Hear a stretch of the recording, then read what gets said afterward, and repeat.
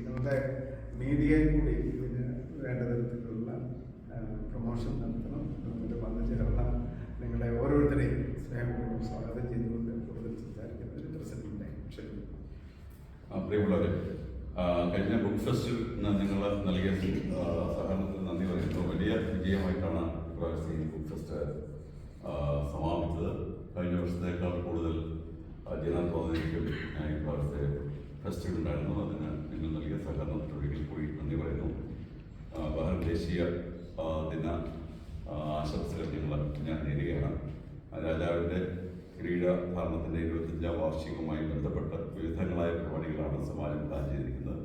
നാളെ ഒരു വലിയ മാസ് പെയിൻറ്റിങ് പിന്നെ മത്സരമല്ല, മാസ് പെയിൻറ്റിങ് അല്ല, കോമ്പറ്റീഷൻ മത്സരം നടത്തുന്നുണ്ട്. അത് ഏറ്റവും പ്രധാനപ്പെട്ടതാണ് ഈ കുന്തലക്ക എന്ന് പറയുന്ന പ്രോഗ്രാം. ഇത് നിങ്ങൾക്കറിയാം, സമാജം എല്ലാവിധ ആസ്വാദകരെയും മുന്നിൽ കണ്ടുകൊണ്ടുള്ള പ്രോഗ്രാമുകളാണ് നമ്മൾ പ്ലാൻ ചെയ്യുന്നത്. ഇപ്പോൾ സാഹിത്യമുണ്ട്, ക്ലാസിക്കൽ കലകളുണ്ട്, അടിച്ചുപൊളി പ്രോഗ്രാമുണ്ട്. ഒരു അടിച്ചുപൊളി പ്രോഗ്രാമാണ്. യുവതലമുറയെ മുന്നിൽ കണ്ടുകൊണ്ടുള്ള ഒരു പ്രോഗ്രാമാണ് കുന്തലക്ക എന്ന് പറയുന്നത്. അതിൻ്റെ പേരിൽ തന്നെ ഇതിൻ്റെ അർത്ഥത്വമാണ് ദൈവത്തോടെ ചോദിക്കുന്നത് എനിക്കറിയില്ല.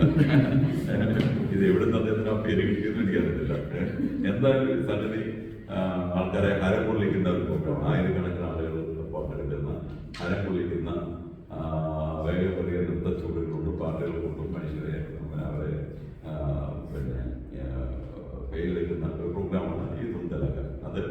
അതിൻ്റെ വിജയത്തിൻ്റെയും പരാജയത്തിൻ്റെയും സോൾ ഉത്തരവാദിത്വം വാമൻ ദേവന്മാരോടാണ്. ഇതുവരെ മനോഹരമായ ഭയങ്കര